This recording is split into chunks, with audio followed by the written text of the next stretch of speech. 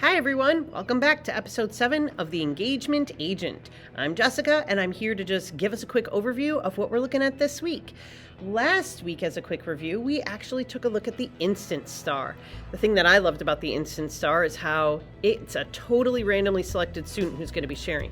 So the teacher poses a question or a thought, and then allowing think time, everybody's pulling together their own ideas, and then the Instant Star is selected and chosen, stands up, and presents to their table or team.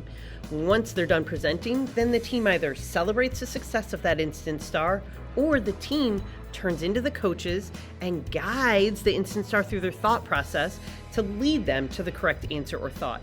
Really good for questions that have an answer. So we're not looking really for an opinion, but something that already has a determined answer, so that way we know whether we're right or wrong.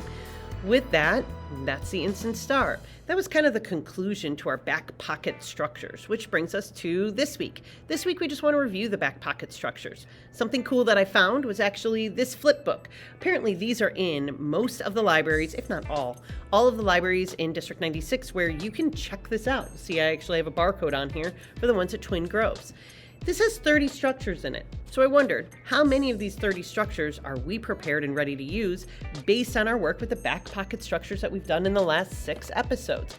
So I just started to flip through it. Of course, it has a whole listing for all of the structures, but all of these, the all record Ron Robin, yep, we learned how to do that. Both record Rally Robin, yep, we learned how to do that. Not all of them. I definitely had to flip a couple before I got to the Instant Star. And with the Instant Star, we learned a lot about that one, and we even just reviewed it. The Mixed Pair Share, always a good one. The Rally Coach, this is one that's going to be coming soon. The Rally Coach, we have the basis of it. And remember how we talked about how Kagan uses these intentional words? So with the Rally Coach, this is one that's going to be coming to an episode near you.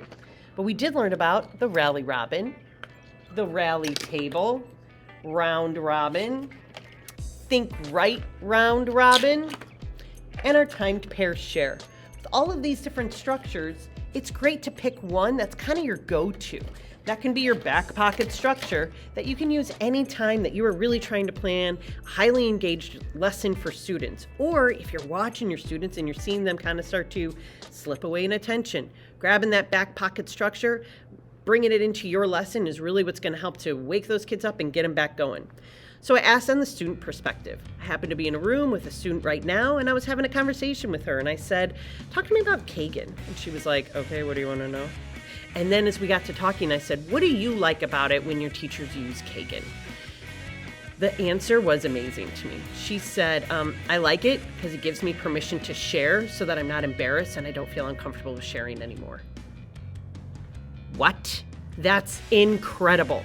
So at the middle school level, for the teachers to use Kagan structures, it's really giving the students permission to share what they want without having to be embarrassed, without having to feel like they're the ones who are always raising the hand. What amazing permission. How many of us would love to give permission to our students to share so that they're not embarrassed? I think all of us. So it was just really great feedback that I wanted to share with you.